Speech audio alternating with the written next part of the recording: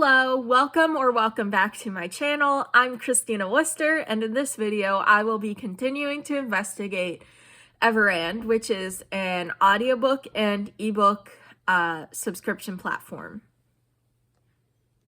Now, Everand sent me an email yesterday saying that if I shared a book to my story, I would get an entry into a contest to win 1 free year of Everand. There was no limit on the amount of times you could enter, so naturally I decided to look up every single book on my TBR and try and share it, which is how I know that Everand actually has a decent sized catalog. Out of the 37 or so books that I looked up, it did have 33 of them, which is pretty good odds. But yeah, I started my next audiobook, which is Book Lovers by Emily Henry. I like it so far. I do find the coincidence that both Nora and Charlie would be in the same small North Carolina town for vacation to be a little ridiculous, but I am about 50% of the way into Book Lovers, and I have to say, I'm disappointed. I feel like Emily Henry was sold to me as like this great romance writer. And what I'm getting isn't like a love story. It's like a lust story. Like the two main characters went from hating each other to making out with each other in the middle of a thunderstorm in an unreasonably fast time frame. And I think I just would have preferred, and it would have made more sense if things had gone more slowly. If there had been more build up for them being romantic interests.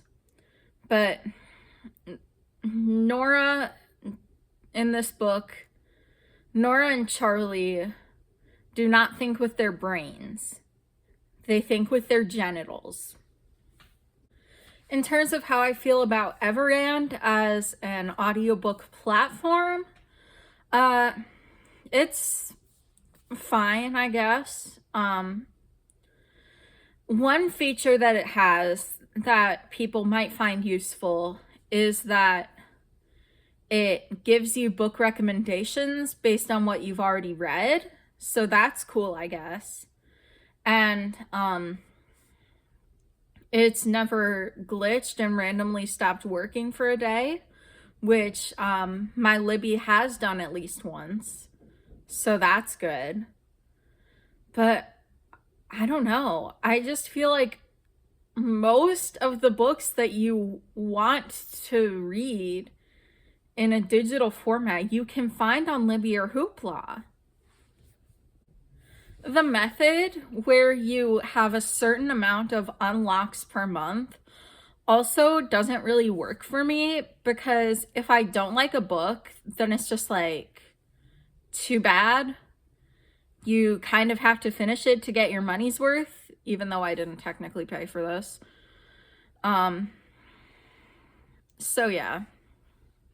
So I finished Book Lovers. I have conflicting feelings about this book because the actual plot parts were quite enjoyable, but every time it would switch to them being horny, I just could not deal with it. I have to say that my first Emily Henry book was overall a disappointment, and I will probably not be reading any books by her in the future unless somebody confirms for me that they do not have sex in them. In terms of where I'm at with Everand, it's kind of where I've been at with Everand, in that I feel like it's nice to have because it's free. But I would never pay for it when I have access to my local library and Libby and Hoopla.